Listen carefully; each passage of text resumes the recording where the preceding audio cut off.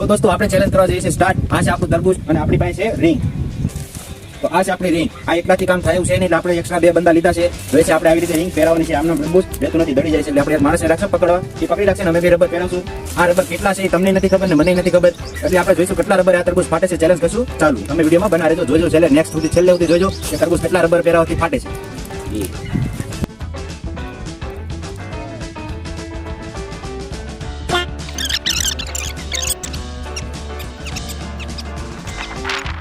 ઓય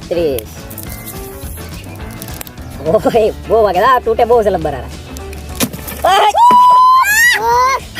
બાકી ફૂટો